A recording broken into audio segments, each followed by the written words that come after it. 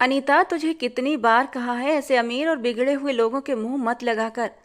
अनीता की मां सरिता जी ने अपनी बेटी को समझाते हुए कहा, जो आज भी यूनिवर्सिटी से उस अमीर जादे से झगड़ा करके आई थी। तो और क्या करूं मम्मी, जब देखो मेरे पीछे पड़ा रहता है। अगर उसे सबक नहीं सिखाऊंगी तो उसकी हिम्मत और भी बढ़ जाएगी। उसने अपना यूनिवर्सिटी बैग उतार कर दीवार पर लगी खूंटी पर लटकाया। इग्नोर कर दिया कर ऐसे लोगों को। हम लोग इतने पैसे वाले नहीं हैं कि इन लोगों से निपट सकें। भगवान न करे कल कला को कुछ गलत हो गया तो हम क्या करेंगे। हम गरीबों के पास तो सिर्फ एक इज्जत ही तो है, अगर वो भी चली जाए तो हम तो कहीं के न रहेंगे। कुछ नहीं होता मम्मी, हम गरीब हैं लेकिन डरपोक नहीं। अगर कल भी उस लड़के ने मुझसे बदतमीजी की तो मैं उसका मुंह तोड़ कर रख दूंगी। अनीता के इरादे बहुत खतरनाक थे, जबकि प्रीत, जो आजकल 12th के एग्जाम देने के बाद फ्री बैठी थी, बहन के ये तेवर देखकर पता नहीं क्यों अंदर से डर के मारे कांप उठी थी। उसे कुछ अनहोनी का एहसास हुआ था। और जब रात को दोनों बहनें सोने के लिए लेटी तो प्रीत ने डरते डरते पूछा था, दीदी, क्या वो लड़का आपको बहुत तंग करता है। अनीता ने मुड़कर छोटी बहन की ओर देखा। तू टेंशन न ले प्रीत, मैं ऐसे लड़कों को सीधा करना अच्छे से जानती हूँ। दीदी, ये लोग बहुत खतरनाक होते हैं। मैंने सुना है ये अपनी इंसल्ट का बदला बहुत बुरे तरीके से लेते हैं। प्रीत का डर किसी तो और कम नहीं हो रहा था। अरे मेरी नाजुक सी डरपोक सी बहन, मुझे कुछ नहीं होगा। तुम्हारी बहन बहुत हिम्मत वाली है, अब सो जाओ, मुझे पढ़ाई करनी है। बहन को तसल्ली देते हुए अनीता स्टडी टेबल की तरफ बढ़ गई थी। लेकिन उसके तो बहमो गुमान में भी नहीं था कि कल उसके साथ कितना बड़ा भयानक हादसा होने वाला था। अगर उसे पता होता तो शायद वो घर के बाहर कदम न निकालती, खुद को दुनिया की नज़रों से छुपा कर रख लेती। सुबह नाश्ते की टेबल पर नाश्ता करते हुए सरिता जी ने ये बात अपने पति के सामने छेड़ दी। आप कुछ करें ना, वो लोगों की शिकायत पुलिस में करें या फिर यूनिवर्सिटी में जाकर ही कुछ करें। वो रात को ही अपने पति को अनीता का मामला बता चुकी थी कि एक लड़का उसे यूनिवर्सिटी में तंग करता है। मेरी इतनी हैसियत नहीं है सरिता कि मैं ऐसे अमीर लोगों से उलझ सकूं। मैंने तो पहले ही कहा था कि यूनिवर्सिटी के चक्कर बक्कर छोड़ो, बेटी के हाथ पीले करो और उसके फर्ज से आज़ाद हो जाओ। लेकिन नहीं, तुम्हें ही बेटियों को पढ़ाने का शौक चढ़ा था। अब देखो हो गया ना ये मामला। अब मैं क्या करूं, मेरी तो अब भी यही सलाह है, ये पढ़ाई छोड़कर अपने घर की हो जाओ। पापा, कैसी बेकार की बातें कर रहे हैं आप। अब मैं बिगड़े हुए लोगों से डरकर अपनी पढ़ाई छोड़ दूं, ये नामुमकिन है। मैं पढ़ लिख कर कुछ बनना चाहती हूँ, प्रीत के लिए कुछ करना चाहती हूँ, उसे उसके कदमों पर खड़ा करना चाहती हूँ। उसने प्यार से छोटी बहन के सर पर हाथ रखा था। अच्छा, आप लोग परेशान मत हो, मैं प्रिंसिपल से जाकर बात कर लूँगी। माँ बाप को तसल्ली देते हुए अनीता घर से निकल चुकी थी, ये जाने बगैर कि अब इस घर में कभी लौटकर वापस नहीं आ पाएगी। किशोर राठौर अनीता के लगाए गए थप्पड़ को किसी भी तौर भुला नहीं पा रहा था। उसने अपने मन में बहुत खतरनाक प्लान बनाया था। अनीता घर से निकलकर यूनिवर्सिटी भी नहीं पहुंच पाई थी कि रास्ते से ही किशोर राठौर ने उसे अपनी गाड़ी में बिठा लिया और गाड़ी हवा से बातें करती हुई वहां से फरार हो गई। वो सीधा उसे लेकर अपने फार्म हाउस पर आया था। ये रात अनीता के लिए एक काली भयानक रात साबित हुई थी। किशोर के साथ साथ उसके 4 दोस्त भी थे। सुबह अनीता को खराब हालत में वो लोग सड़क पर छोड़कर फरार हो गए थे। उन्हें किसी बात का डर नहीं था, क्योंकि वो बहुत ही ऊंची पहुंच रखने वाले लोग थे। अनीता जैसे तैसे खुद को जबरदस्ती घसीट कर घर के अंदर दाखिल हुई थी। प्रीत अपनी सहेली के घर गई हुई थी और उसके पापा अपने काम पर, जबकि सरिता जी किचन में खाना बना रही थी। वो चुपचाप अपने कदमों को घसीटती हुई कमरे में चली गई और फिर चुपचाप इस बेदर्द दुनिया से मुंह मोड़ लिया। उसे अब जिंदा रहकर भी क्या करना था, जब उसके पास उसकी इज्जत ही नहीं थी। और जैसे ही घर वालों को ये पता लगा, उन पर एक कयामत टूट पड़ी थी। सरिता जी बेटी के बेजान वजूद को देखकर चीखें मार मार कर रो रही थीं। प्रीत तो बस पत्थर निगाहों से बहन को देखे जा रही थी।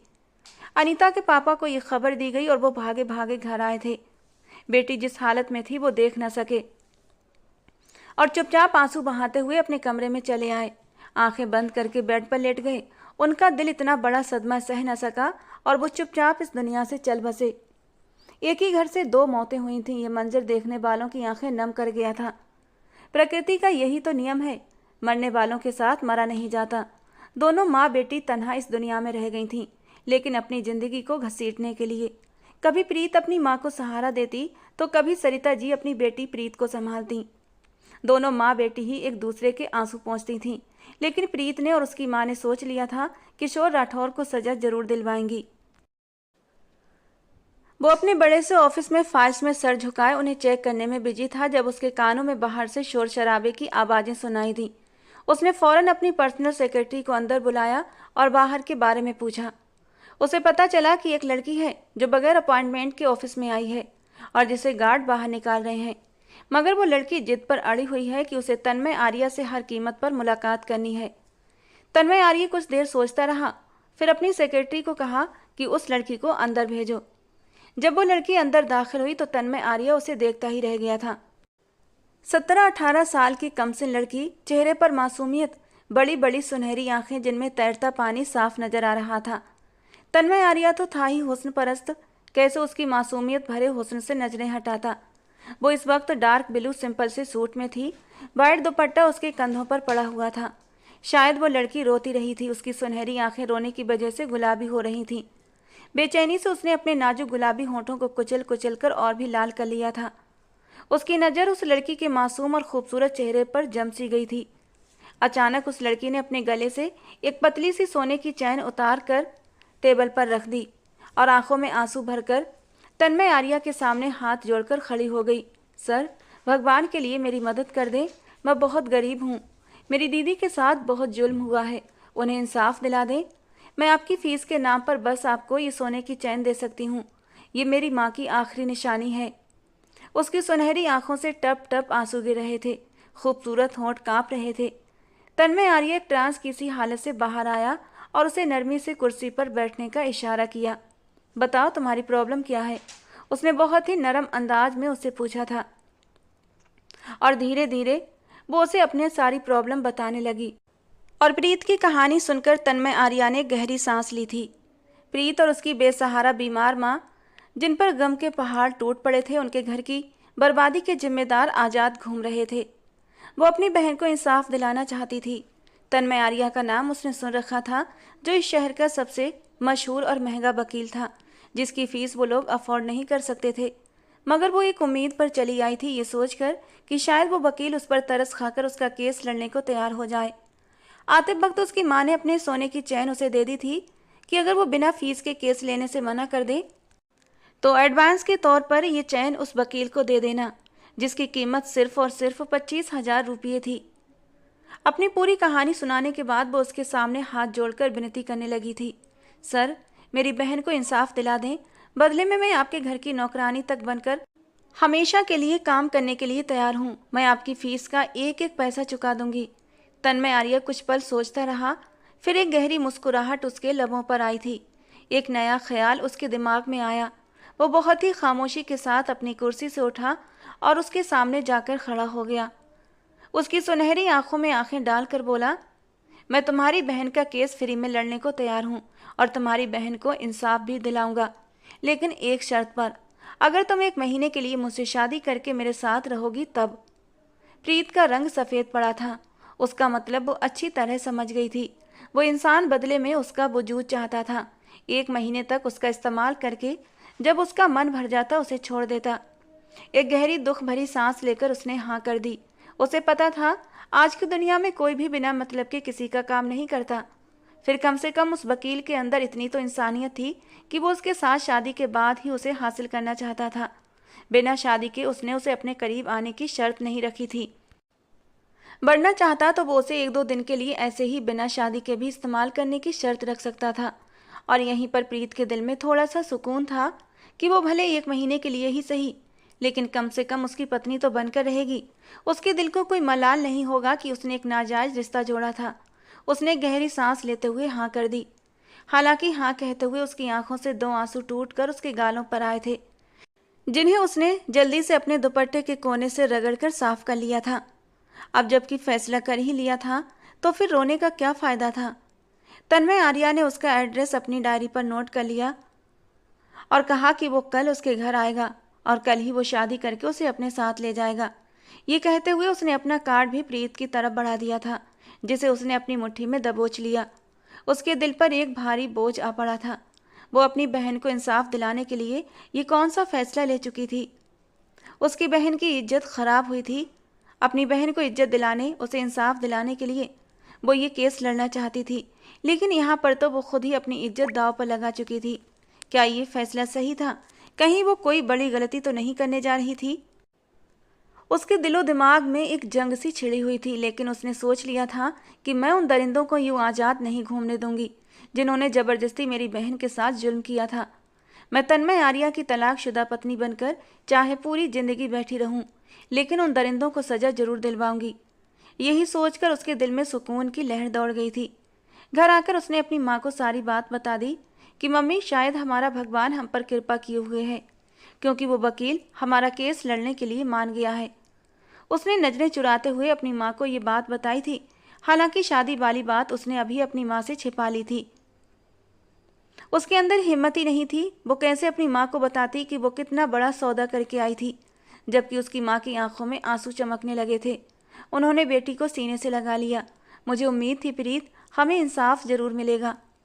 लेकिन प्रीत, ये सब कुछ हुआ कैसे? वो तो बहुत बड़ा वकील है, लाखों में उसकी फीस होती है। फिर भला वो बिना फीस के लड़ने को कैसे मान गया? तुम जरूर मुझसे कुछ छुपा रही हो ना? मेरी आंखों में देखो। और वो अपनी माँ से झूठ ना बोल सकी। उसने गहरी सांस लेते हुए कहा, हाँ माँ, उसने एक बहुत बड़ी शर्त मेरे सामने रखी है, और वो ये कि वो मुझसे शादी करना चाहता है। उसके बाद ही वो ये केस लड़ेगा। आखिर में वो अपनी माँ से 1 महीने वाली बात छुपा ही गई थी। सारा सच बताकर वो इस वकील को हाथ से जाने नहीं देना चाहती थी, क्योंकि अगर उसकी माँ को 1 महीने की शादी की बात पता चल जाती तो वो हरगिज भी शादी की इजाज़त न देती। मम्मी, वो वकील कहता है कि अगर मैं उससे शादी कर लूँ तभी वो ये केस फ्री में लड़ेगा, वरना नहीं। उसकी माँ ये बात सुनकर परेशान हो गई थी, मगर प्रीत ने माँ को समझा बुझाकर राजी कर लिया था। मम्मी, इसमें परेशान होने की कौन सी बात है? इतना बड़ा वकील है, और अगर वो मुझसे शादी कर रहा है तो ये तो बहुत अच्छी बात है। लेकिन प्रीत, ये क्या तरीका है? ये तो एक सौदा कर रहा है, और रिश्तेदारियां सौदेबाजी से नहीं होती। मेरा दिल अंदर से डर रहा है। वो इतना बड़ा वकील है, इतना पैसे वाला, उसके चर्चे तो दूर दूर तक फैले हैं। फिर भला वो हम जैसे गरीब लोगों में रिश्ता क्यों जोड़ेगा? ना मेरी बच्ची, तू ये कदम मत उठा। तू उसे मना कर दे, हम कोई और वकील कर लेंगे।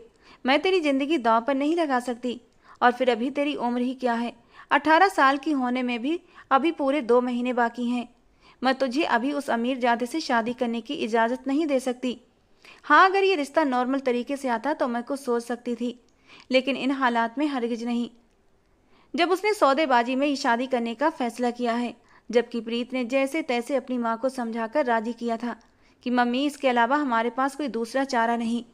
हमने अनीता दीदी को इंसाफ दिलाना है, और उसके लिए अगर मुझे अपनी कुर्बानी देनी पड़े तो मैं पीछे नहीं हटूंगी। उसकी माँ मजबूरी में गहरा सांस लेकर रह गई थी, लेकिन उनका दिल अंदर से परेशान था। और फिर उसी रात उसने तन्मय आर्या को भी फ़ोन किया था कि प्लीज़ ये 1 महीने वाली बात मेरी माँ को मत बताना। कोई बात नहीं, आप 1 महीने के बाद मुझे छोड़ देना, मैं कुछ नहीं कहूँगी। उस वक्त मैं अपनी माँ को किसी न किसी तरह समझाकर राजी कर लूँगी, कोई ना कोई बहाना बना दूंगी। तन्मय आर्या को भला क्या एतराज हो सकता था? वो दूसरे ही दिन आ गया। उसकी माँ से बात करने के बाद दोनों को अपने साथ एक मंदिर में ले गया। वहाँ पर शादी का इंतजाम पहले से हो रखा था। उसने प्रीत की माँ से कहा कि इस केस को जीतने तक वो इस शादी को खुफिया रखना चाहता है, ताकि विक्टिम की फैमिली के साथ उसके इस तरह के करीबी रिश्ते को मुद्दा बनाकर कोई मसला खड़ा न कर दिया जाए, जो इस केस को किसी भी तरह कमज़ोर करने की वजह बने। ये कहकर उसने प्रीत की माँ को खामोश कर दिया था। लेकिन प्रीत एकदम खामोश थी, क्योंकि वो असल वजह जानती थी। ये इंसान उसके वजूद का तलबगार था, उससे अपनी प्यास शांत करना चाहता था, और इसीलिए शादी को खुफिया रखना चाहता था। जब तक तन्मय आर्या उसकी बहन को इंसाफ न दिला देता, तब तक वो उसे अपनी परछाई भी नहीं पाने देगी। उसने मन ही मन एक बड़ा फैसला कर लिया था। शादी के बाद वो उन दोनों को लेकर अपने फ्लैट पर आया था। उसकी माँ साधना जी उसके रोकने के बावजूद थोड़ी देर के बाद अपने घर चली गई थी। उसकी उदासी देखकर तन्मय आर्या ने कहा, देखो प्रीत, परेशान ना हो, कल जाकर मैं तुम्हारी माँ को यहीं ले आऊँगा। उन्हें समझाऊंगा कि जब तक ये केस हैंडल न हो जाए वो हम लोगों के साथ ही रहें, क्योंकि उनकी सेफ्टी के लिए तुम्हारी माँ का हमारे पास होना सही रहेगा। प्रीत की टेंशन कुछ कुछ कम होने लगी थी। उसने एक नज़र उठाकर पूरे फ्लैट पर डाली। फ्लैट बहुत बड़ा और बहुत खूबसूरत था। आराम की हर चीज़ इस फ्लैट में मौजूद थी। काम करने के लिए एक नौकरानी भी मौजूद थी। पिंक फ्रॉक में हल्की सी ज्वेलरी और खूबसूरत लाइट मेकअप में वो बहुत प्यारी लग रही थी। वो उसका हाथ थामकर बेडरूम में ले आया और बेड पर बिठा दिया और खुद भी उसके करीब होकर बैठ गया। पहली बार प्रीत का दिल जोरों से धड़कने लगा था। उसने ये फैसला कर तो लिया था, लेकिन अब सामने बैठे हट्टे कट्टे मजबूत तन्मय आर्या को देखकर उसकी सांसें कहीं ना कहीं अटकने लगी थीं। डर के मारे वो एकदम बेड से उठकर खड़ी हुई। तन्मय आर्या ने उसके दूर होने पर हैरानी से उसे देखा। तुम मुझसे यूं दूर क्यों जा रही हो? आज तो हमारी शादी हुई है और आज हमारी शादी की पहली रात है। जबकि तन्मय आर्या की नज़रों में थोड़ी सी बेचैनी और गुस्सा भी था। प्रीत तो पहले ही प्लान कर चुकी थी, वो तन्मय को अपने करीब नहीं आने देगी जब तक कि उसकी बहन को इंसाफ न मिल जाए। उसने खुद को मजबूत करने की कोशिश की और थूक निगलते हुए बोली, जब तक मेरी दीदी को इंसाफ नहीं मिलेगा तब तक आप मेरे करीब नहीं आ सकते। ये सुनकर तन्मय आर्या को एक जोरदार झटका लगा था। वो तो कल से बेचैन था इस लड़की को हासिल करने के लिए, उसके नरम वजूद में डूब जाने के लिए, और अब वो उससे दूर जा रही थी। करीब आने की एक बहुत बड़ी शर्त भी रखती थी। उसे एक जोरदार झटका लगा था। वो एक तंजिया अंदाज में बोला, तुम पागल हो गई हो क्या? केस लड़ने और फिर अदालत का फैसला आने में काफ़ी टाइम लग जाता है और मैंने तुम्हें सिर्फ 1 महीने तक अपने पास रखना है। तब तक मैं क्या तुम्हें खाली दूर से देखता रहूँगा? मुझे नहीं पता, लेकिन मैं कह रही हूँ जब तक मेरी दीदी को इंसाफ नहीं मिलेगा तब तक मैं आपको अपने करीब हरगिज़ नहीं आने दूंगी। और अगर आपने मेरे साथ ज़बरदस्ती करने की कोशिश की तो याद रखना, मैं भी अपनी बहन की तरह खुदकुशी कर लूँगी, लेकिन मरने से पहले सोशल मीडिया पर आपके बारे में ज़रूर बताऊँगी। उसकी धमकी ने तन्मय आर्या को हैरान कर दिया। वो तो इस लड़की को बहुत मासूम समझ रहा था, मगर वो तो इस तरह बात कर रही थी जैसे कोई बहुत ही मैच्योर टाइप की चालाक औरत हो। उसका मजबूत अंदाज बता रहा था वो जो कह रही थी उस पर कर गुजरेगी। तन्मय आर्या की आंखों में गुस्सा नजर आने लगा था। तुमने ये शर्त शादी से पहले क्यों नहीं बताई थी? वो उसके सामने आकर उसे कंधों से पकड़कर गुस्से से बोला। ये छोटी सी लड़की तो एक तूफान निकली थी जो उसे अपने हुस्न से घायल करके अब तड़पाना चाहती थी। अगर पहले कह देती तो आप मुझे इनकार करके अपने ऑफिस से निकाल देते और फिर मैं किसके पास जाती? मुझे आपके पास उम्मीद की एक किरण नजर आई थी, फिर भला मैं इनकार क्यों करती? वो मासूमियत से बोली थी। तुम्हें क्या लगता है मैं तुम्हारी बात मान लूँगा? मैं कोई मामूली वकील नहीं हूँ जिस पर तुम भरोसा करो। प्रीत की शर्त सुनकर तन्मय आर्या को बहुत गुस्सा आया था। मुझे माफ़ कर दें जो मैंने आपको पहले नहीं बताया, लेकिन अब मैं आखिरी दम तक यही कहूँगी कि मेरी यही शर्त है। अगर आपको मंजूर नहीं है तो मैं चली जाती हूँ। उसके शब्दों पर तन्मय आर्या का गुस्सा 7वें आसमान पर पहुँच चुका था। उसका दिमाग भग से उड़ गया। तुम्हारा दिमाग तो ख़राब नहीं है लड़की? शादी हुई है हमारी, कोई मजाक या मामूली बात नहीं होती। शादी जैसा बंधन बहुत पवित्र होता है। मैं चाहता तो तुम्हें शादी के बिना ही अपने पास रखने की डिमांड रख सकता था, उसके बदले ही तुम्हारी बहन का केस लड़ने की बात करता, लेकिन तुम मेरे दिल को भा गई थी। मैं तुम्हारे साथ वक्त गुजारना चाहता था, लेकिन एक जायज़ रिश्ते के साथ, इसीलिए मैंने शादी की बात रखी थी। और अब तुम मुझसे शादी जैसे रिश्ते का मजाक उड़ा रही हो। तुम इस डील को इतनी आसानी से ख़त्म कैसे कर सकती हो भला? तो वही तो मैं आपको समझाना चाहती हूँ कि मैं आपकी पत्नी हूँ। जब तक आप नहीं चाहेंगे मैं कहीं नहीं जा सकती। इस शादी से अपनी मर्जी से जान नहीं छुड़ा सकती। फिर भला आपको भरोसा क्यों नहीं? जो मैं चाहती हूँ वो करके दिखा दे, बदले में मैं खुद आपके सामने पेश हो जाऊंगी और उफ तक नहीं करूंगी। जरूरी तो नहीं कि 1 ही महीने में आप मुझसे अपने दिल का सुकून हासिल कर लें। आप अपना काम ख़त्म कर लें, उसके बाद जब तक आप चाहें मुझसे सुकून हासिल करते रहना, और उसके बाद जब मुझसे दिल भर जाए मुझे छोड़ देना। आंखों की नमी हथेलियों से साफ करते हुए प्रीत ने बहुत हिम्मत से कहा था। बात भरोसा करने या ना करने की नहीं है प्रीत, बात यह है कि मेरे अंदर सब्र और बर्दाश्त की बहुत कमी है। तुम खूबसूरत हो, कमसिन हो, सबसे बड़ी बात यह कि मेरी पत्नी हो। मैं एक ही छत के नीचे तुम्हें छुए बगैर कैसे रह सकता हूँ भला? खुद पर इतना कंट्रोल कैसे करूँ? वो एक लाचारी से उसे ऊपर से नीचे तक देखकर बोला था। तो क्या आप इतने कमज़ोर नफ्स के इंसान हैं? मुझे अंदाज़ा नहीं था इस बात का। प्रीत ने एक तंज कसा था। उसके तंज पर तन्मय आर्या एक गहरी सांस भरकर रह गया और एक ठंडी निगाह उस पर डालकर कमरे से बाहर चला गया। खूबसूरती उसकी हमेशा से कमजोरी रही थी, हालांकि वो खुद भी शानदार पर्सनालिटी का मालिक था। उसकी जिंदगी में न जाने कितनी लड़कियां आईं और सबकी सब हसीन थीं, जिनके साथ उसने अच्छा वक्त भी गुजारा था। और लड़कियों के साथ वो अपनी सारी हदें भी पार कर जाता था, और ये खुद लड़की की मर्जी से ही होता था। वो जबरदस्ती का कायल नहीं था। जब लड़की खुद अपनी मर्जी से उसकी तरफ बढ़ती तभी वो कदम आगे बढ़ाता था। अगर लड़की की मर्जी न होती तो वो उसको हाथ भी नहीं लगाता था। हालांकि इससे पहले उसने लड़कियों के साथ रिश्ते तो बनाए, लेकिन जायज नहीं। वो लड़कियों के साथ उनकी मर्जी के साथ वक्त गुजार कर उन्हें छोड़ देता था। शादी तो उसके लिए बस एक सपना ही रह गई थी। कभी उसका मन ही नहीं किया किसी लड़की को अपनी जिंदगी में शामिल करने का। ये सारे काम करते करते अब उसका दिल भी भर गया था।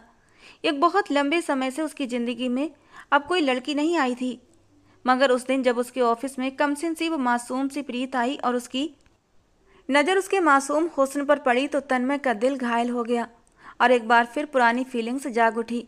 दिल उसे पाने के लिए मचल उठा। मगर उसे ये भी मालूम था मिडिल क्लास लड़कियां गर्लफ्रेंड बनने पर तो कभी राजी ना होंगी। इसीलिए उसने 1 महीने की शादी की शर्त रख दी थी, क्योंकि उसे मालूम था हर लड़की की तरह इस लड़की से भी कुछ ही टाइम बाद उसका दिल भर जाएगा। मगर यहाँ तो उल्टा ही हिसाब हो गया था। ये लड़की तो उसे अपने करीब आने से इनकारी हो गई थी। जबरदस्ती करना उसे पसंद नहीं था, और अगर जबरदस्ती करता भी तो जिस तरह की धमकी ये लड़की दे रही थी, उसके बाद ये जबरदस्ती उसे बहुत महंगी पड़ सकती थी। और इसीलिए वो कुछ समय के लिए खामोश हो गया था। मगर उसका इरादा उस लड़की की शर्त मानने का हरगिज नहीं था। उसने सोच लिया था अभी वो गुस्से में है, जज्बात में बहकर ये कदम उठा गई है, धीरे धीरे वो खुद ही उसकी संगत के लिए राजी हो जाएगी। वो उसे किसी न किसी तरह कन्विंस कर ही लेगा। वो इंसान था और इंसान के अंदर जज्बात तो होते ही हैं। जब सामने खूबसूरत पत्नी मौजूद हो तो कैसे खुद पर काबू पा सकता था। प्रीत की बहन अनीता के केस पर भी अब उसने काम करना शुरू कर दिया था, और कुछ ही दिनों में उसे बहुत अच्छी तरह अंदाजा हो गया था कि केस बहुत ज़्यादा पेचीदा हो सकता है, क्योंकि जो लोग इस केस में जुड़े हुए थे वो सब ऊंचे ऊंचे ख़ानदान से संबंध रखते थे, जिनके सरों पर बहुत ऊंची पहुंच थी। जो लड़का इसमें ख़ास तौर पर इन्वॉल्व था, यानी कि किशोर राठौर, वो एक नेता का बेटा था। वो इस तरह के कई केसेस अपनी ताकत के बल पर पहले भी जीत चुका था। इसलिए अब भी उसे उम्मीद थी कि किशोर राठौर और उसके साथियों को वो कानून की गिरफ्त में लाकर ही रहेगा, चाहे उसके लिए उसे सोशल मीडिया और औरतों की सुरक्षा के लिए सरगर्म एनजीओ का सहारा क्यों न लेना पड़े, तो वो जरूर लेगा। जैसे ही ये केस लोगों की नज़र में आया, हर तरफ हलचल सी मच गई थी। जनता की तरफ से किशोर राठौर और उसके दोस्तों की गिरफ्तारी और उन्हें सजा दिलवाने की नारेबाजी सोशल मीडिया पर शुरू हो चुकी थी। तन्मय प्रीत को सामने नहीं लाया था, सिर्फ उसकी मां सरिता जी ही सामने आई थी। प्रीत को सामने न लाने की वजह शायद ये थी कि वक्ती तौर पर ही सही, मगर वो उसकी इज्जत बन चुकी थी और वो नहीं चाहता था कि उसे दुनिया की नज़र में लाए। ऐसे केसेस में अमूमन मुलजिमों की तरफ से विक्टिम के घर वालों पर दबाव डाला जाता है केस वापस लेने के लिए। उन्हें डराया धमकाया जाता है। इसीलिए वो सब कुछ पहले से ही प्लानिंग कर चुका था। सरिता जी के पास अब ऐसी कोई कमजोरी नहीं थी जिसके बलबूते पर मुजरिम उन पर दबाव बनाते और उन्हें कमजोर करने की कोशिश करते। हालांकि सरिता जी की भी उसने पूरी हिफाजत की थी। वो पहले ही उन्हें अपने पास ले आया था। इस केस में उसे बहुत भागदौड़ करनी पड़ रही थी। अगर वो मशहूर वकील न होता और मजबूत बैकग्राउंड न रखता होता तो ऐसी ऊंची पहुंच के मुजरिमों के लिए उसे खरीदना या रास्ते से हटाना मुश्किल काम न था। उसका बड़ा भाई सुशील आर्य आर्मी की एक बड़ी पोस्ट पर था, जबकि उसके चाचा जी पुलिस में एक बड़े अफसर रह चुके थे। एक हफ्ते तक वो इसी केस में इतना ज़्यादा बिजी रहा कि अपने फ्लैट का चक्कर भी न लगा सका, जहां प्रीत और उसकी माँ रह रहे थे। फिर जैसे ही एक दिन शाम को ऑफिस से जल्दी फ्री हुआ तो घर जाने की बजाय फ्लैट पर चला गया। कुछ देर वो प्रीत की माँ के साथ बैठकर केस के बारे में डिस्कस करता रहा, फिर अपने कमरे में चला आया। प्रीत वहाँ नहीं थी। उसका दिल उसकी संगत के लिए बुरी तरह तलबगार हो रहा था। उसने नौकरानी से प्रीत को बुलाने का कहा। कुछ देर बाद ही वो आ गई थी। ब्लैक जॉर्जेट के सूट में उसकी चांदनी जैसी रंगत खूब दमक रही थी। दुपट्टा गले में पड़ा हुआ था। चेहरे के मासूम नए नक्श जिस पर तन्मय फिदा हो चुका था, इस वक्त उसे अपनी ओर बुरी तरह खींच रहे थे। आपने मुझे बुलाया? वो सावधान से अंदाज में दरवाजे पर ही खड़ी पूछ रही थी। तन्मय जो बेड पर लेटा उसे गहरी नज़रों से देख रहा था, उठकर बैठ गया। हाँ, इधर आओ, कुछ बात करनी है तुमसे। कौन सी बात? केस के बारे में बात करना चाहते हैं क्या? उसका वही सावधान अंदाज था और अपनी जगह पर जमी खड़ी थी। तन्मय को गुस्सा तो आया, मगर अंदर ही अंदर दबा गया। हाँ, केस के बारे में ही बात करनी है, यहाँ आओ, खा नहीं जाऊंगा तुम्हें। प्रीत को उसके शब्दों से गुस्सा झलकता हुआ महसूस हुआ। वो अपने नाजुक से होठों को काटती हुई छोटे छोटे कदम उठाती उसके करीब पहुंच गई तो तन्मय ने उसे बेड पर बैठने का इशारा किया। वो जैसे ही बेड पर बैठी, तन्मय 1 मिनट के अंदर बेड से उतरकर दरवाजे की तरफ बढ़ा और दरवाजे को अंदर से लॉक कर दिया। दरवाजा लॉक करते देख प्रीत का दिल उछलकर हलक में आया था। दरवाजा क्यों बंद कर दिया आपने? वो बुरी तरह घबराई थी। इतना घबरा क्यों रही हो? शादी हुई है हमारी, मैं कोई गए नहीं हूँ तुम्हारे लिए। वो उसे गहरी निगाहों से देखता, गहरे शब्दों में कहता, उसके बेहद करीब आ गया था। और प्रीत की तो सिट्टी पिट्टी गुम हो गई थी। उसने बदहवास होकर अपने बचाव के लिए इधर उधर देखा, मगर उसे कुछ समझ नहीं आ रहा था कि क्या करे और क्या न करे। सामने कुछ ही इंच के फासले पर वो खड़ा था, जिसकी निगाहें उसके इरादे बता रही थीं। वो ये भी जानती थी कि चीखने चिल्लाने का भी कोई फायदा नहीं था, क्योंकि कमरा साउंड प्रूफ था, और अगर साउंड प्रूफ ना भी होता तो वो चिल्ला नहीं सकती थी, क्योंकि इस सूरत में माँ को असल बात बतानी पड़ती। देखिए सर, आपके जो भी इरादे हैं उनसे बाज आ जाएं। मेरी शर्त पूरी किए बगैर आप मुझे छू नहीं सकते। वो अंदर से काफ़ी डरी हुई थी, लेकिन ऊपर से खुद को मजबूत दिखाने की कोशिश करते हुए उसने एक बार फिर अपनी बात तन्मय आर्या को याद दिलाई थी। उसे उसके गलत इरादों से रोकना चाहा, मगर तन्मय को उसके खूबसूरत चेहरे और वजूद के अलावा कुछ दिखाई और सुनाई नहीं दे रहा था। वो उसके इतना करीब आ चुका था कि उसकी सांसों की गर्मी और उसके बदन से उड़ती कीमती परफ्यूम की खुशबू प्रीत को बखूबी महसूस हो रही थी। उसने तन्मय को खुद से दूर रखने की हर मुमकिन कोशिश की, धमकियां बिनती, मगर तन्मय पर किसी भी बात का असर न हुआ। उसने एक झटके से खींचकर उसके नरम दूधिया मुलायम वजूद को अपनी बाहों में भरा था और उसकी गर्दन में अपना चेहरा छुपा गया। वो बेतहाशा उसे अपने लबों से छूने लगा। वो इस वक्त पूरी तरह जज्बातों में बह चुका था। प्रीत के वजूद की नरमी उसे किसी और ही दुनिया की सैर करा रही थी। अगले ही पल वो उसके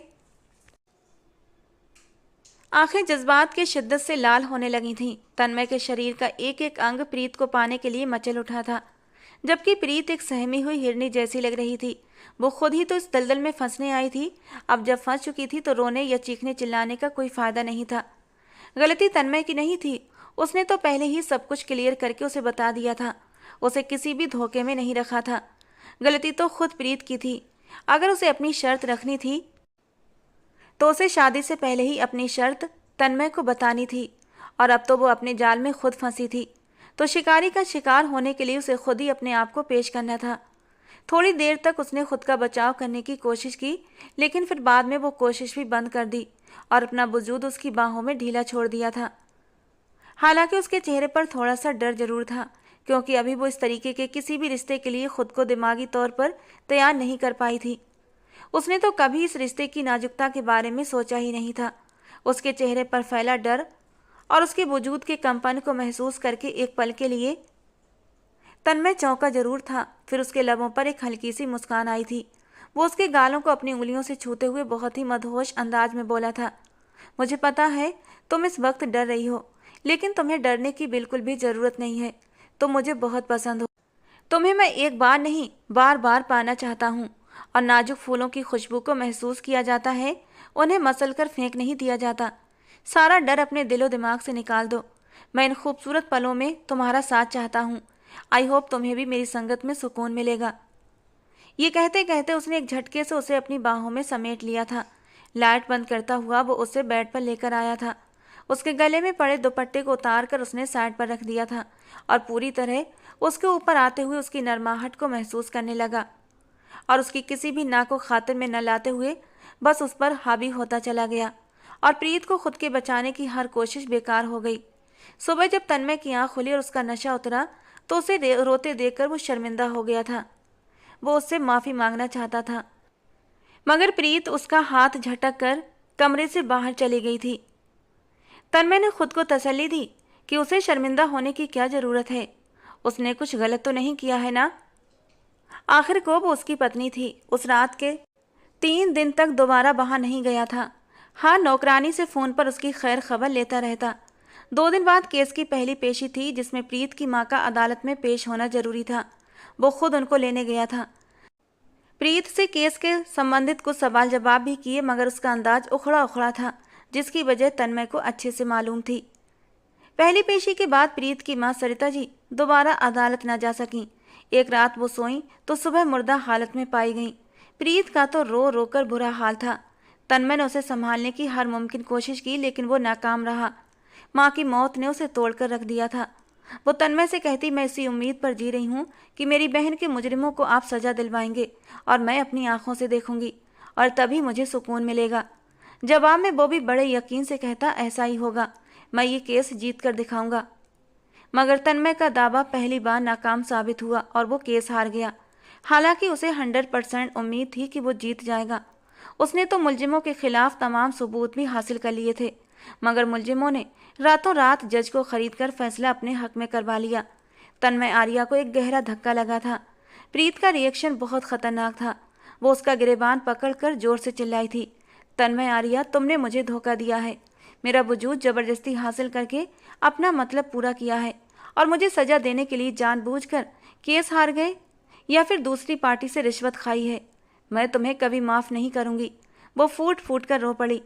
तन्मय ने हालांकि उसे समझाने और उसे यकीन दिलाने की बहुत कोशिश की कि उसने उसे धोखा नहीं दिया है और ना ही उसने रिश्वत ली है, मगर वो मानने को तैयार नहीं थी। तन्मय के रोकने के बावजूद वो उसे बुरा भला कहती उसके घर से चली गई। उसके जाने के बाद वो बेचैन हो गया था। एक तरफ केस हारने का दुख था तो दूसरी तरफ प्रीत की बदगुमानी और चले जाने का। और अगले दिन वो दिल के हाथों मजबूर होकर उसके घर जा पहुंचा, मगर उसे वहां न पाकर परेशान हो गया। उसके मोहल्ले वालों के अनुसार वो तो यहाँ आई ही नहीं थी। वो बहुत परेशान हो गया था और उसे ढूंढता रहा, क्योंकि वो उसकी पत्नी थी। ऐसे कैसे वो उससे लापरवाह हो जाता।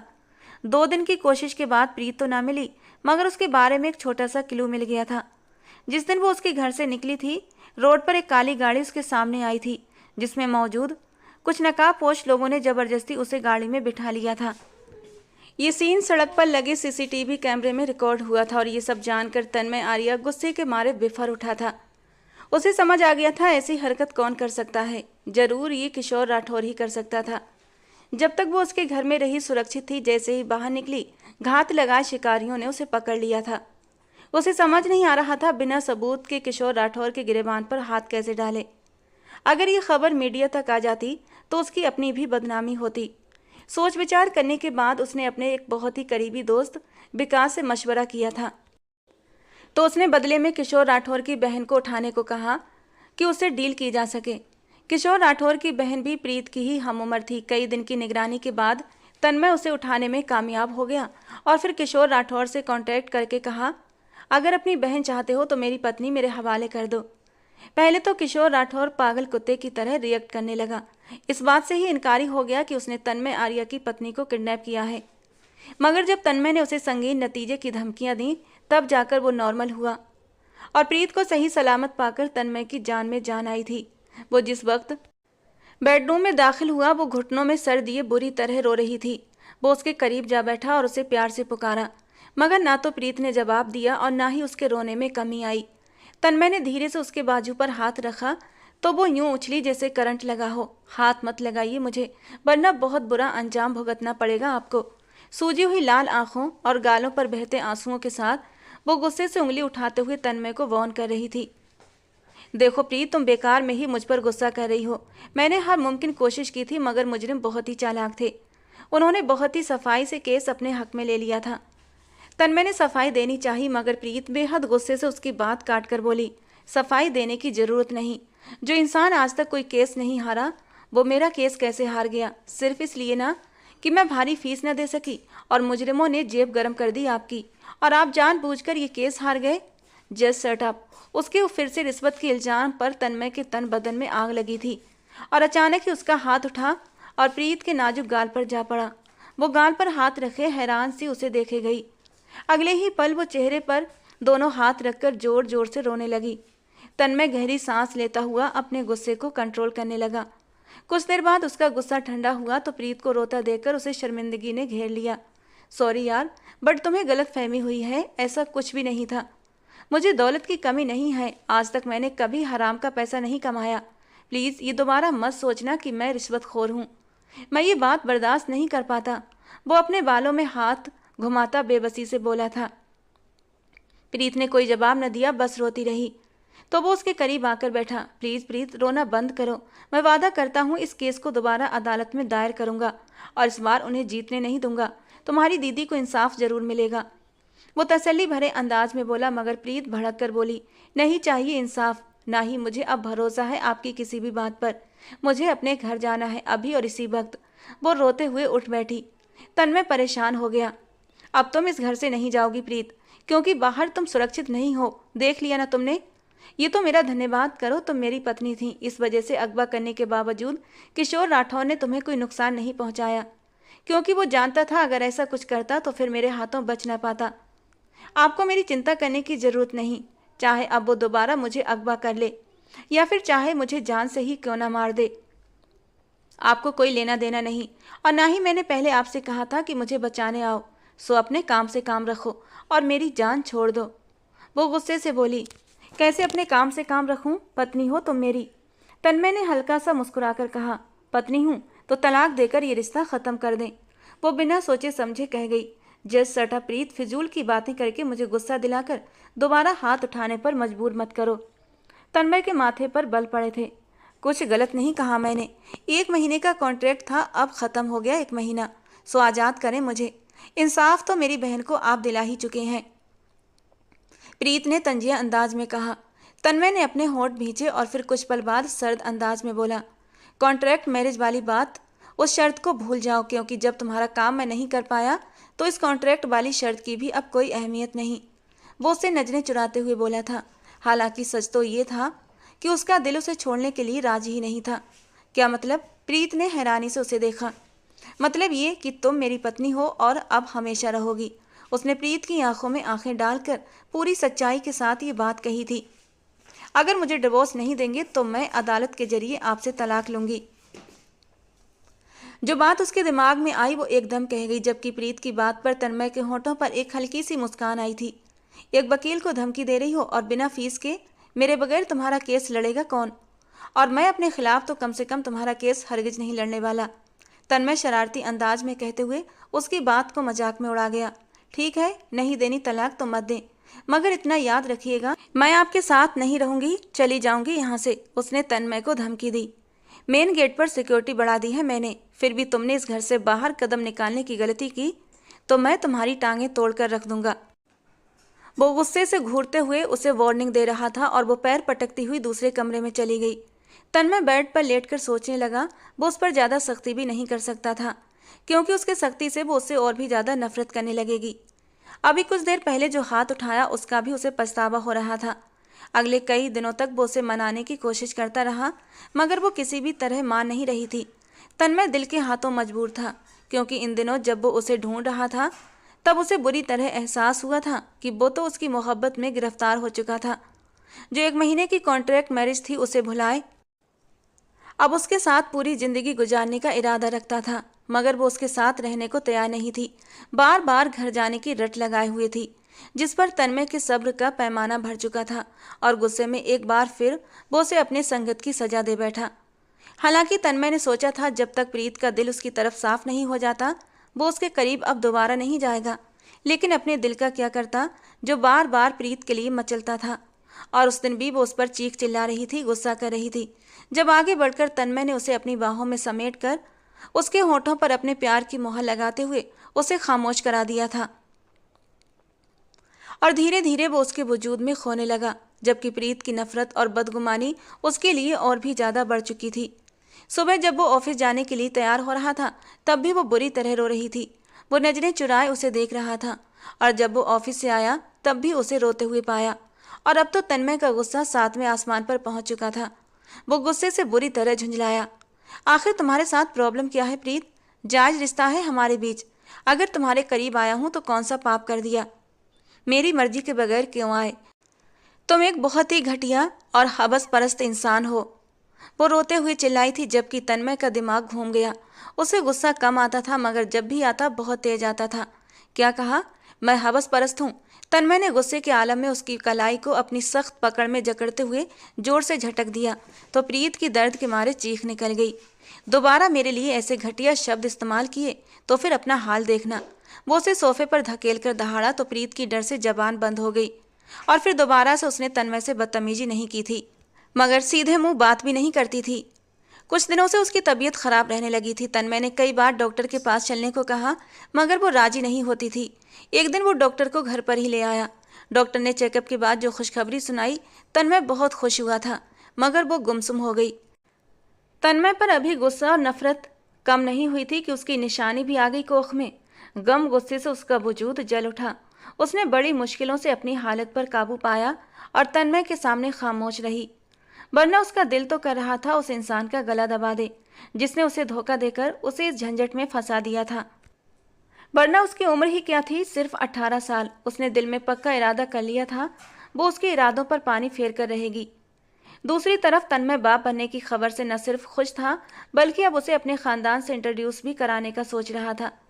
उसकी फैमिली में सिर्फ उसकी दादी और उसके दादा ही थे। माँ बाप का तो सालों पहले एक एक्सीडेंट में देहांत हो चुका था। उसके बाद दादा और दादी ने ही उसे और उसके भाई को पाल पोस कर बड़ा किया था। उसके भाई सतीश आर्या जो कुछ साल पहले ही अमेरिका चले गए थे अपनी फैमिली के साथ।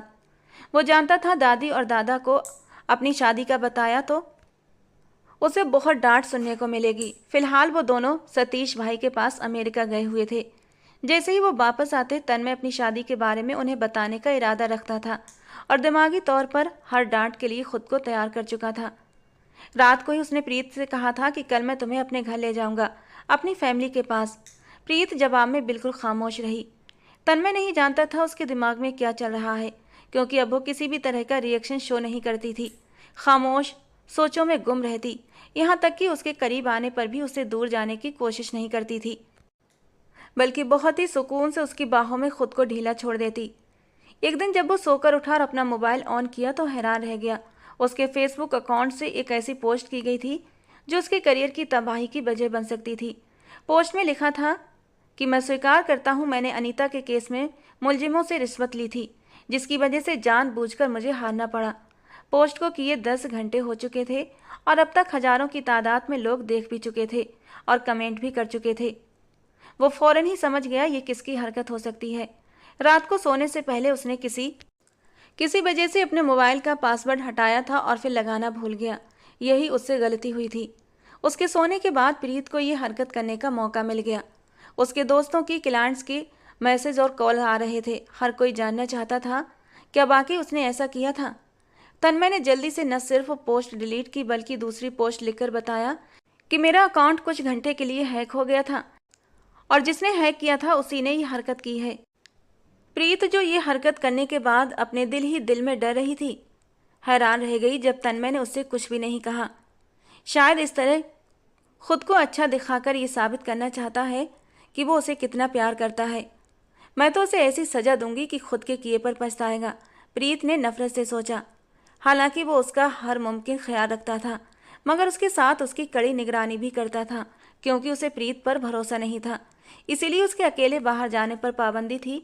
चेकअप के लिए जाना होता तो वो उसे खुद लेकर जाता था। एक दिन वो ऑफिस में था जब अचानक प्रीत ने उसे फ़ोन करके पार्क जाने की इजाज़त मांगी। उसका कहना था कि घर में पड़े पड़े उसका दम घुट रहा है। न चाहते हुए भी तन्मय ने उसे इजाज़त दे दी थी, लेकिन उसने नौकरानी को फ़ोन करके प्रीत का ख़ास ध्यान रखने को बोला था। लेकिन प्रीत नौकरानी को बड़ी ही सफाई से चकमा देकर फरार हो गई। तन्मय आर्या को पता चला तो उसके पैरों तले से ज़मीन निकल गई। न जाने ये लड़की क्यों अपनी ही दुश्मन बनी हुई थी। अब की बार वो अकेली नहीं थी, उसकी कोख में तन्मय आर्या की औलाद भी थी, जिसकी वजह से वो खुद को पल पल मरता महसूस कर रहा था। पहले तो उसने उसे अपने तौर पर ढूंढने की कोशिश की और फिर नाकामी पर अपने एक पुलिस ऑफिसर दोस्त की मदद भी ली, मगर 1 महीना गुजर गया और प्रीत का कुछ पता न चला। वो गायब हुई तो ऐसे गायब हुई जैसे जमीन खा गई या फिर आसमान निगल गया। तन्मय बहुत दर्द में जिंदगी गुजार रहा था। उसकी एक ही ख्वाहिश थी, एक बार उसे मिल जाती तो उसे ऐसी सजा देता कि वो दोबारा इस तरह की हरकत करने के काबिल न रहती। उसे प्रीत पर बहुत गुस्सा आ रहा था।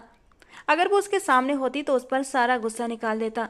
महीने पर महीने गुजरते चले गए और प्रीत को ढूंढने में वो नाकाम रहा। और फिर एक दिन पुलिस को एक लड़की की बॉडी मिली जो प्रेग्नेंट थी। चेहरा पहचान के काबिल नहीं था, मगर बाकी पहचान उसके कपड़े बता रहे थे। उस लड़की की बॉडी पर वही कपड़े थे जो कपड़े पहनकर प्रीत घर से फरार हुई थी। वो प्रीत की ही बॉडी है। ये खबर सुनकर तन्मय आर्या बहुत रोया था। उसको रोता देखकर आसपास मौजूद खड़े लोगों की आंखें भी भीग गई थीं। वो इस कदर मजबूत पर्सनालिटी का मालिक, अपने गुस्से के लिए मशहूर वकील, आज किस तरह फूट फूट कर रो रहा था। हर कोई उसे हैरानी और भीगी आंखों से देख रहा था। उसके दोस्त उसे घटनास्थल से मुश्किल से उठाकर लाए थे। ये गम उसके दिमाग पर कुछ ज़्यादा ही सवार हो गया था और उसने खुद को अपने कमरे में कैद कर लिया था। लेकिन फिर धीरे धीरे दादा और दादी की कोशिशों से वो नॉर्मल हुआ और अपने काम में खुद को बुरी तरह बिजी कर लिया। लेकिन इस सब के बावजूद वो प्रीत और अपने बच्चे की यादों को दिमाग से निकाल नहीं पाया था। वो एकदम टूट कर रह गया था। न किसी से बात करता, न हंसता मुस्कुराता था, बस जिंदगी को जैसे बोझ की तरह धकेल रहा था। 3 साल गुजरने के बावजूद वो प्रीत को किसी भी तौर भूलने में नाकाम रहा था। दादा और दादी जब भी उसे शादी का कहते वो नाराज हो जाता। यहाँ तक कि उसके दादा उसकी शादी की हसरत लिए इस दुनिया से चल बसे। उस दिन भी जब वो ऑफिस से घर आया तो दादी उसके सामने वही टॉपिक लेकर बैठ गई। तन्मय, आखिर कब तक यूं ही घूमते रहोगे? 32 साल के हो गए हो, न जाने किस वक्त मेरी आंखें बंद हो जाएं। मैं तुम्हारे बच्चों को गोद में खिलाकर मरना चाहती हूँ। मेरी ख्वाहिश पूरी कर दो बेटा। दादी ने उसके सामने हाथ फैला दिए। तन्मय ने गहरा सांस लेकर उन्हें दुख से देखा। आप जानती हैं ना दादी, मैंने शादी कर ली थी। मेरी तो औलाद भी इस दुनिया में आने वाली थी, मगर मेरी किस्मत अच्छी नहीं थी जो मुझे खुशी रास नहीं आई। अब मैं दोबारा ये तजुर्बा नहीं दोहराना चाहता। तन्मय, जरूरी तो नहीं हर लड़की एक जैसी निकले। उसने तुम्हारी मोहब्बत की कदर नहीं की, तुम्हारा कहना नहीं माना और देखो सजा पाली। अब तुम खुद को तन्हा रखकर अपनी दादी को तो सजा मत दो, जिसने तुम्हें कितनी मुश्किलों से पाल पोस कर बड़ा किया है। दादी अपनी बात कहकर मुंह पर दुपट्टा रखकर रोने लगी। तन्मय ने बेबसी से कुछ पल उन्हें देखा, फिर हार मानते हुए बोला, प्लीज दादी रोइए मत, आप जो कहेंगी वही होगा। ये बात उसने दिल पर पत्थर रखकर कही थी, मगर दादी को बड़ी खुशी मिली। उन्होंने फौरन ही उसके लिए लड़कियां देखना शुरू कर दी और जिस दिन उन्होंने उसके लिए लड़की फाइनल की, उसी दिन उसके पास अनीता जैसा एक और केस आया था। इस बार भी मुलजिम किशोर राठौर और उसके दोस्त ही थे, जिन्होंने सुरभि नाम की लड़की का इस्तेमाल किया था। लड़की ने अपनी जान लेने की कोशिश की थी मगर बच गई थी। उसके घर वालों ने तन्मय आर्या को इस केस के लिए हायर किया। अनीता की तरह वो गरीब घर की लड़की नहीं थी। तन्मय आर्या एक नए इरादे से इस केस में लग गया। इस बार वो किशोर राठौर को बचने का कोई मौका नहीं देना चाहता था। अगर इस बार वो कानून की पकड़ में आ जाता तो अनीता को भी इंसाफ मिल जाता, जिसके लिए वो हमेशा गिल्टी फील करता था, जिसकी वजह से उसे अपनी मोहब्बत को खोना पड़ा था। उसकी शादी के फंक्शन शुरू हो चुके थे। सोशल मीडिया इसको कवरेज कर रहा था, मगर उसके पास इस केस की वजह से अपनी शादी के फंक्शन अटेंड करने के लिए वक्त नहीं था, और जिसकी वजह से दादी भी उससे बहुत नाराज थी। मगर उसका सारा ध्यान सिर्फ और सिर्फ अपने केस पर था। जिस दिन उसकी बारात थी उस दिन भी मुश्किल से टाइम निकालकर वो शादी हॉल पहुंचा था। शादी से पहले दादी ने उसे उसकी मंगेतर पायल की तस्वीर भी दिखाई थी, जिसे उसने यूं ही सरसरी अंदाज में देखा था। हालांकि दादी ने तो उससे ये भी कहा था कि तुम पायल से मिल लो, लेकिन उसके पास टाइम नहीं था। वो नहीं जानता था ये पायल नाम की लड़की नेचर और मिजाज की कैसी होगी, लेकिन शादी वाली रात उसे अच्छे से अंदाजा हो गया था। पायल खूबसूरत होने के साथ साथ अच्छी खासी बोल्ड लड़की थी। जिस तरह उसने तन्मय के साथ बेबाकी से खुद को उसकी बाहों में पेश कर दिया, तन्मय को उसके नेचर का अंदाजा अच्छे से हो गया था। लेकिन इस सब के बावजूद न जाने क्यों तन्मय का दिल उसकी तरफ खींच न सका। पायल की बेबाकी देखकर उसे प्रीत का खुद से बचना, शर्माना और चेहरे पर फैली लाली याद आती रही। पायल के साथ होते हुए भी वो प्रीत को मिस करता रहा और अफसोस से सोचता, काश वो उसकी जिंदगी में होती तो उसकी जगह ये औरत न लेती। शादी को कुछ ही दिन गुजरे थे। वो पायल के मिजाज और उसकी आदतों से परेशान हो गया था। ऑफिस में होता तो फोन कर करके नाक में दम कर देती, घर पर होता तो हर वक्त चिपकने की कोशिश करती, बार बार वक्त न देने की शिकायत करती, घूमने के लिए जिद करती। जबकि तन्मय इस सबसे झुंझलाहट का शिकार हो चुका था। वो इस केस की वजह से दिमागी तौर पर वैसे ही डिस्टर्ब रहता था, क्योंकि इस बार वो हारना नहीं चाहता था।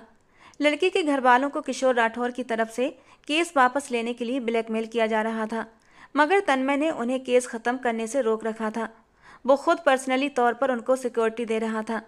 किशोर राठौर जब लड़की के घर वालों को डराने और केस खत्म करवाने में नाकाम रहा तो उसने तन्मय आर्या पर हमला करवा दिया। खुशकिस्मती से तन्मय आर्या की जान बच गई थी। इस हादसे का सोशल मीडिया पर बहुत चर्चा हुआ।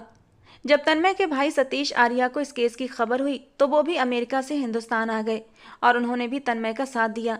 अब तन्मय अकेला नहीं था। सतीश आर्या की बहुत ऊंचे लोगों में जान पहचान थी, जिसको इस्तेमाल करते हुए उन्होंने किशोर राठौर के बाप की सारी कोशिशों पर पानी फेरते हुए तन्मय पर कातिलाना हमला करने के जुर्म में किशोर राठौर को गिरफ्तार करवा दिया।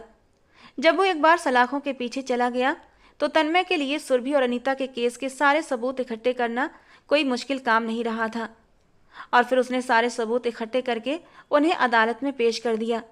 इस बार सबूत ने किशोर राठौर की गर्दन जकड़ ली। अनीता का केस भी दोबारा खुल गया। किशोर राठौर के बाप की लाख कोशिशों के बावजूद भी किशोर राठौर को 20 साल की कैद और 10 लाख जुर्माना, और उसके दोस्तों को भी 10 लाख जुर्माना और 20 साल की कैद सुनाई गई थी। तन्मय उस दिन बहुत खुश था, बल्कि प्रीत को याद करके रोया भी था। केस जीतने की खुशी में पायल उससे पार्टी मांग रही थी। पहली बार वो दिल से मुस्कुराया और हामी भरते हुए शाम को उसे तैयार रहने का कहकर जल्दी आने का वादा करके ऑफिस चला गया। अभी उसे ऑफिस आए कुछ ही देर गुजरी थी जब उसकी सेक्रेटरी ने उसे एक लड़की के बारे में बताया जो उससे मिलना चाहती थी। तन्मय ने अपॉइंटमेंट का पूछा तो सिक्योरिटी ने कहा, नहीं सर, अपॉइंटमेंट नहीं है। वो कहती है कि उसे आपसे किसी केस के सिलसिले में नहीं मिलना, बल्कि कोई पर्सनल काम है। तन्मय ने कुछ सोचकर सेक्रेटरी को उसे अंदर भेजने को कहा। फिर जैसे ही वो अंदर आई, तन्मय ने उसे पर निगाह उठाई तो जैसे पलटना भूल गई थी। वो अपनी जगह पत्थर रह गया। उसे अपनी आंखों पर यकीन न आया। उसके सामने प्रीत खड़ी थी, जिसे वो मुर्दा समझकर सब्र कर चुका था। पूरे 3 साल और 2 महीने के बाद वो उसके सामने खड़ी थी। तुम? वो उसे बेयकीनी से देखता बड़ी मुश्किल से अपनी जगह से उठकर उसके करीब आया था। प्रीत नजरें झुकाए होंठ काट रही थी। तन्मय पलकें झपकाए बगैर उसे देखता रहा। प्रीत से अपनी टांगों पर खड़ा रहना दुश्वार हो गया था। वो गहरी सांस लेती कुर्सी पर बैठ गई। तन्मय की निगाहों में अभी भी बेयकीनी थी, जिसे देखकर वो शर्मिंदा हो गई और धीरे धीरे उसे अपने बारे में सब बताने लगी कि किस तरह वो उसका घर छोड़कर अपनी दूर पार की मासी के पास दूसरे शहर चली गई थी ताकि वो उसे ढूंढ ना पाए। 2 साल तक वो उससे नफरत करती रही और जब उसे पता चला कि तन्मय ने किशोर राठौर को सजा दिलवाई है तो वो उसका धन्यवाद करने और अपनी गलतियों की माफ़ी मांगने आई है। वो धीरे धीरे बोल रही थी और तन्मय पत्थर बना उसे सुन रहा था। उसने तन्मय को बताया कि उसकी एक बेटी भी है और तन्मय ये सुनकर बेकरार हो उठा। वो फौरन अपनी बेटी से मिलना चाहता था। उसी वक्त वो प्रीत के साथ उस जगह आया जहां वो रहती थी। उसकी बेटी सोहा बिल्कुल प्रीत की तरह थी। हाँ, उसकी आंखें सुनहरी नहीं बल्कि काली थीं, बिल्कुल अपने पापा की तरह। जब सोहा ने सामने खड़े तन्मय को देखा तो अचानक पापा कहते हुए उसके पास आई थी। यानी प्रीत ने उसे उसके बारे में सब कुछ बता रखा था और उसकी तस्वीर दिखाकर उसे इस बात का यकीन दिलाती रही थी कि उसके पापा तन्मय आर्या हैं, और इसीलिए उसने फौरन पहचान लिया था। कितनी ही देर तक वो सोहा को सीने से लगाकर रोता रहा। 2.5 साल तक वो बाप के होते हुए भी अनाथों की तरह जिंदगी बसर कर रही थी। उसके बदन पर जो मामूली फटे पुराने कपड़े थे, जो उसकी सेहत थी, तन्मय को अंदाजा लगाने में देर न लगी कि प्रीत ने अपनी नफरत और अपनी जिद के चक्कर में उसकी बेटी को किस तरह के हालात में रखा था। उसका बस नहीं चल रहा था कि इस लड़की का गला दबा दे, जिसने उसकी बेटी को इतना लंबा समय अपने बाप के प्यार से दूर रखा। उसने बड़ी मुश्किल से अपने आप पर कंट्रोल किया, सोहा को गोद में उठाया और वो वहां से निकलना चाहता था जब प्रीत की आंखों में हैरानी आई। वो उसके सामने आकर खड़ी हो गई। मेरी बेटी को कहाँ लेकर जा रहे हैं आप? उसके सवाल ने तन्मय के तन बदन में आग लगा दी। जस्ट सटा प्रीत, तुम्हारी बेटी ये तब तक थी जब तक तुमने इसे अपने पास रखा। अब ये मेरे पास रहेगी। क्या मतलब? आप एक बच्ची को माँ से जुदा करेंगे? प्रीत ने भरी आंखों से उसे देखा। तुमने क्यों उसे बाप से जुदा रखा इतने लंबे समय तक? तन्मय ने उसे घूर कर देखते हुए जवाब दिया। प्रीत की आंखों से आंसू बहने लगे। तन्मय, आप ऐसा नहीं कर सकते। सोहा मेरे और मैं उसके बगैर नहीं रह सकती। अगर आपको उसको साथ ले जाना है तो फिर मैं भी आपके साथ चलूंगी। मेरे साथ सिर्फ मेरी बेटी रहेगी। तुम वहीं रहो जहाँ इतने लंबे समय से रह रही हो। सोहा की चिंता करने की जरूरत नहीं, उसे मैं माँ के बगैर रहना सिखा दूंगा। तन्मय की गुस्से से कहने पर प्रीत की आंखों से आंसू बहने लगे। तन्मय, आप मेरे साथ ऐसा नहीं कर सकते। मैं सिर्फ सोहा की माँ नहीं, आपकी पत्नी भी हूँ। इतना लंबा समय पत्नी होने का ख्याल नहीं आया? जब मैं रातों को तड़प तड़प कर रोया करता था तब तुम्हें मेरा एहसास नहीं हुआ? क्या मेरी तड़प, क्या मेरी आंखों के आंसू तुम्हारे दिल तक नहीं पहुँचे थे? जब तुम्हें मुझसे मोहब्बत नहीं थी, जब तुम मेरे तकलीफ को महसूस न कर सकी, तो अब तुम मेरे साथ किस हक से रहना चाहती हो? अब मुझे तुम्हारी कोई ज़रूरत नहीं और ना ही मेरी ज़िंदगी में तुम्हारी कोई जगह है, क्योंकि मैं शादी कर चुका हूँ और मेरी पत्नी घर में मौजूद है। बेटी मुझे मिल गई और अब मेरी फैमिली पूरी हो गई। पत्नी? प्रीत की आंखें हैरत से फैल गईं। नहीं, आप झूठ बोल रहे हैं, वो बेयकीन हुई। सोशल मीडिया पर जाकर चेक कर लो, मेरी शादी के तमाम फंक्शन की वीडियोस मिल जाएंगी, तन्मय तंजिया अंदाज में कहकर सोहा को लिए वहां से निकलता चला गया। प्रीत कुछ पल पत्थर बनी खड़ी रही, फिर भागती हुई कमरे में आई, अपना मोबाइल उठाया और सर्च करने लगी। कुछ देर बाद तन्मय आर्या की शादी की तस्वीरें उसके सामने थीं। तन्मय दूल्हा बना खड़ा था, उसके पहलू में एक अमीर खानदान से संबंध रखने वाली उसकी खूबसूरत पत्नी सजी सबरी खड़ी थी। प्रीत की आंखें सदमे से फट पड़ीं। वो मोबाइल को दूर फेंकते हुए फूट फूट कर रोने लगी और फर्श पर गिरती चली गई। दूसरी तरफ तन्मय जब सोहा को घर लेकर गया तो कोमल मायके गई हुई थी। दादी सोहा से मिलकर बहुत खुश हुई थी, मगर साथ ही साथ वो ये सोचकर परेशान थी कि जब कोमल को पता चलेगा कि उसकी पहली पत्नी और उसकी एक बच्ची भी है तो फिर वो कैसा रिएक्ट करेगी।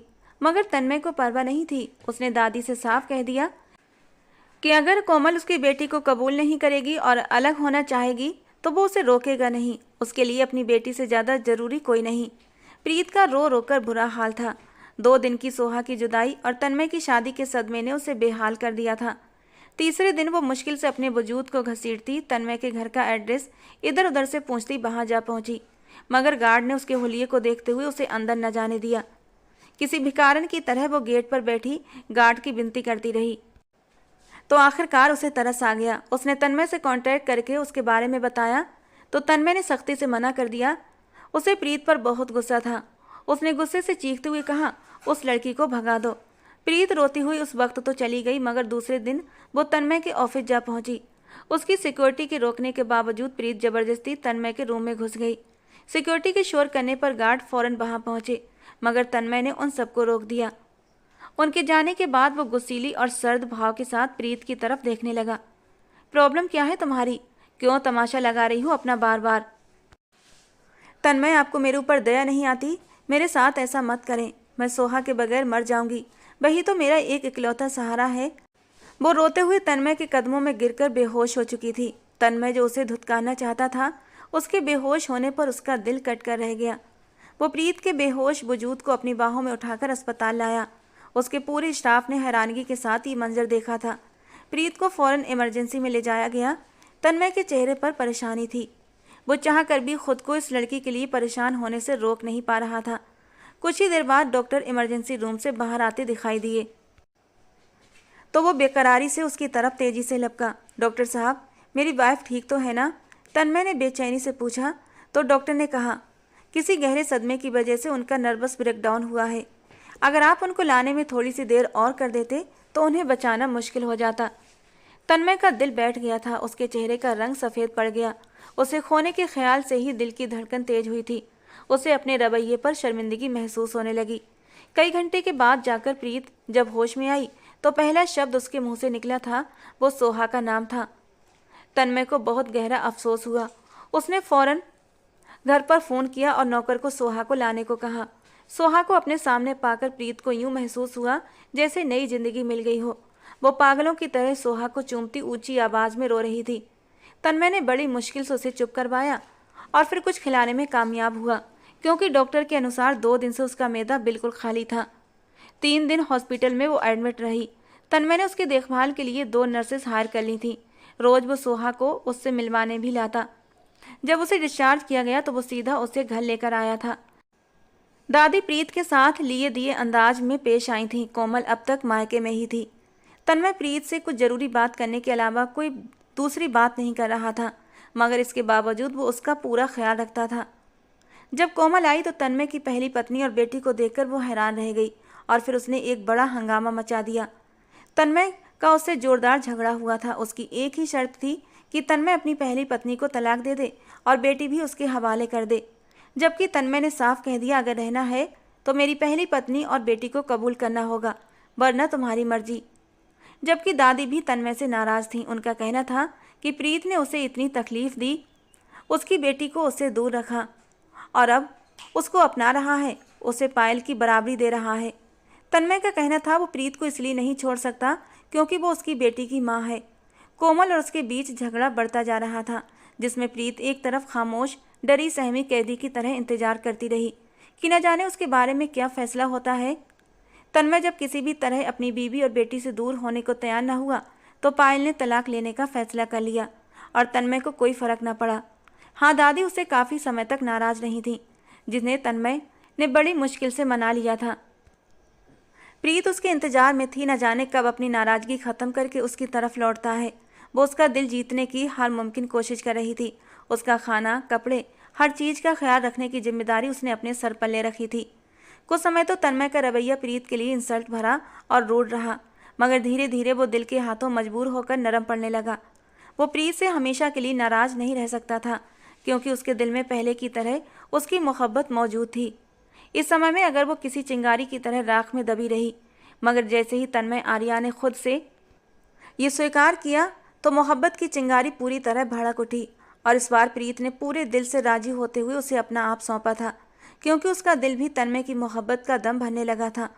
उसने ये लंबा समय तन्मय के बगैर कैसे काटा ये वही जानती थी, लेकिन अना की ऊंची दीवार जो वो तोड़ न सकी और उसकी बेटी को इतने समय तक उससे दूर रखा। लेकिन जैसे ही उसने देखा अब किशोर राठौर को सजा दिलवाने में वो कामयाब हुआ था, तो सारी गलतफहमी की दीवार टूटती चली गई थी। उसे अपने किए पर पछतावा भी हुआ था। तन्मय गलत नहीं था, गलत तो वो खुद थी, लेकिन उसकी किस्मत थी कि इतना सब कुछ करने के बावजूद भी तन्मय उसकी मोहब्बत से दूर नहीं हुआ था। अब भी उससे उतनी ही मोहब्बत से अपना रहा था जितनी मोहब्बत पहले करता था। उसने सुकून से तन्मय के माथे पर अपने होंठ रखते हुए उसके एहसास को अपने अंदर तक उतारा था और तन्मय ने मुस्कुराकर उसे अपनी बाहों में खींच लिया। वो आज पहली बार प्रीत की रजामंदी से उसके वजूद को हासिल करने में कामयाब हुआ था और ये उसके लिए बहुत बड़ी खुशी की बात थी। दोस्तों, आज की हमारी कहानी आपको कैसी लगी कमेंट बॉक्स में ज़रूर बताना। पसंद आई हो तो प्लीज़ लाइक करना। रोज़ एक नई रोमांटिक कहानी सुनने के लिए हमारे चैनल को सब्सक्राइब करना। मिलते हैं दोस्तों अगली किसी नई कहानी में।